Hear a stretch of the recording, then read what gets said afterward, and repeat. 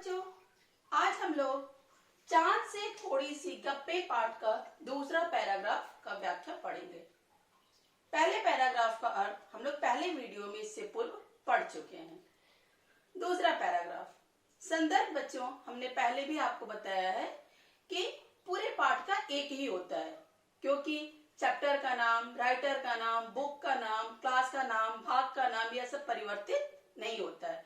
इसके संदर्भ पूर्ववत। प्रसंग कभी कभी परिवर्तित होता भी है और कभी कभी नहीं भी होता है, लेकिन इस पैराग्राफ में संदर्भ परिवर्तित हो रहा है, प्रसंग परिवर्तित हो रहा है। तो प्रसंग, इस पद्यांश में शमशेर बहादुर सिंह जी चांद के घटने और बढ़ने का बड़ा ही मनोहारी चित्रण किए हैं।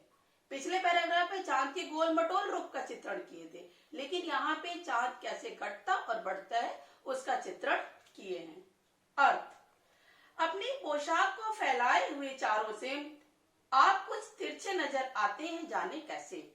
वह नन्ही सी जो 10 से 11 वर्ष की बच्ची है, वह चांद से कह रही है कि हे चांद, आपने जो आकाश रूपी वस्त्र को पहना हुआ है, उस वस्त्र को पूरे दिशाओं में फैलाए हुए, सिंपल दिशाएं, चारों दिशाओं में चारों तरफ फैलाए हुए हैं। और आपको जब देखा जाता है, जब मैं आपको देखती हूँ तो आप थोड़े तिरछे नजर आते हैं। खूब है गोकी, वाह जी वाह, हमको बुद्धू ही नहीं समझते हैं। अब बच्ची कह रही, अच्छा जी, आप हमको बेवकूफ समझते हैं क्या? मैं बेवकूफ नहीं हूँ, हम समझते ही नहीं जैसे कि आपको बीमारी है। अब बच्ची कह रही है चांद से कि आप मुझे बुद्धू समझते हैं क्या, कि आप कैसे घटते बढ़ते मुझे पता नहीं है। मुझे बहुत ही अच्छे से पता है कि यह जो आपका घटना बढ़ना है यह यूं ही नहीं होता है। आपको घटने बढ़ने की कोई बीमारी है। आप घटते हैं तो घटते ही चले जाते हैं और बढ़ते हैं तो बस यानी कि बढ़ते ही चले जाते हैं। बच्ची कह रही है आप जब घटना शुरू करते हैं तो घटते ही जाते हैं, घटते घटते घटते घटते एक दिन आता है कि आसमान से गायब हो जाते हैं। और फिर जब बढ़ना शुरू करते हैं तो बढ़ते बढ़ते बढ़ते बढ़ते बढ़ते बढ़ते एक दिन ऐसा होता है कि आप पूरे गोल हो जाते हैं आसमान में। और यह आपका घटना बढ़ना यूं ही नहीं होता है, यह आपको कोई बीमारी है, उस बीमारी की वजह से होता है। दम नहीं लेते जब तक बिल्कुल ही गोल ना हो जाएं, बिल्कुल गोल। जब आप बढ़ना शुरू करते हैं तो तब तक नहीं रुकते, तब तक सांस नहीं लेते जब तक कि बढ़ते बढ़ते बढ़ते पूरे गोल ना हो जाएं।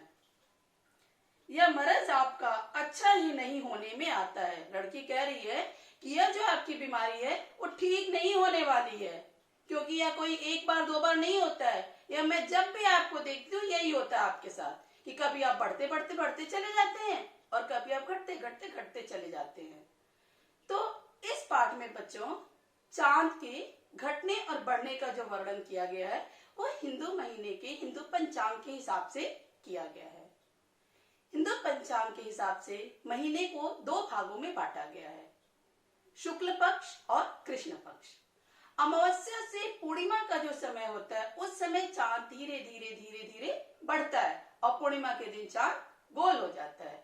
फिर पूर्णिमा से अमावस्या के बीच चांद धीरे धीरे धीरे धीरे घटते हैं और अमावस्या के दिन बिल्कुल घटकर आसमान से विलुप्त हो जाते हैं। इसी चीज को बच्ची जो है, चूंकि वो 10 से 11 वर्ष की है, उसे चंद्रमा की कलाओं के घटने बढ़ने का नियम या पक्ष इत्यादि के बारे में जानकारी नहीं है, इसलिए वो कह रही है कि चांद जो घटते बढ़ते हैं वह किसी रोग के कारण घटते बढ़ते हैं। यह कविता हमारी यहाँ पे समाप्त होती है। धन्यवाद। आपका दिन मंगलमय हो।